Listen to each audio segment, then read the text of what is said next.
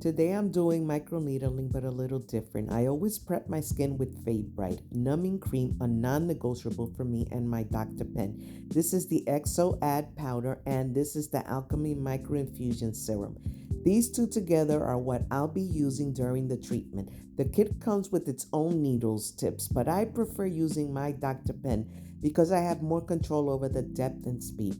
I'm opening the Alchemy serum and adding it directly into the Exo-AD powder. This is what I use for slip while I microneedle. It helps the pen glide more smoothly, and I want those ingredients sitting right where the needles are creating channels in the skin. I'm wiping down my face with alcohol to remove oil and completely defat the skin. These are the 12-pin needles I'll be using today. I'm attaching the cartridge to my Dr. Pen. This is what the cartridge looks like up close. Today I'm starting at 1.0 millimeter. That's deeper than most beginners should start with. At 1.0, I definitely need numbing cream.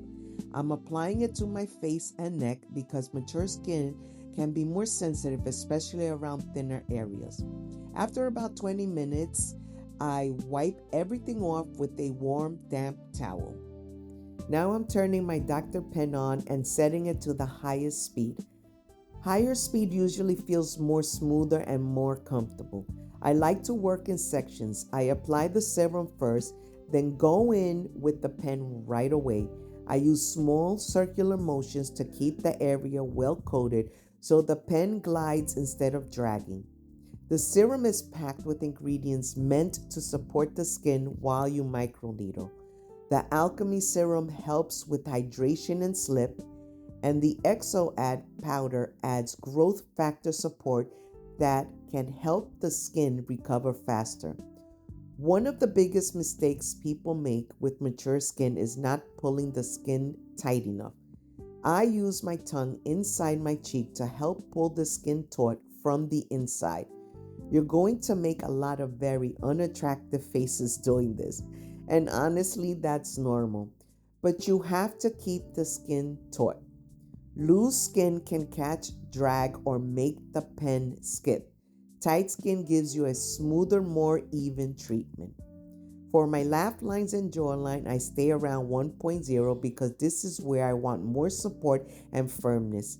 Microneedling can help soften deeper lines and encourage collagen in areas that are starting to sag. When I get to my forehead, I lower the depth to 0.5. The forehead is much thinner and more sensitive.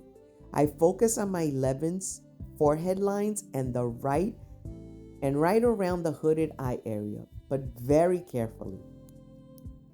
For the upper lip, I sometimes go down even lower to 0.25 if it feels too intense. This area hurts, there's no nice way to say it. Under my chin, I'm still using a deeper setting because I really want to target this area. I lost weight and have a little laxity here, and I'm trying to tighten. And yes, I am treating my neck too. I have one deep line that refuses to leave, so I'm always spending extra time on it. I have a pimple on my chin, so I'm going to go around it instead. This is how much serum I still have left at the end, and I never waste it. I apply extra all over my face and neck after I finish.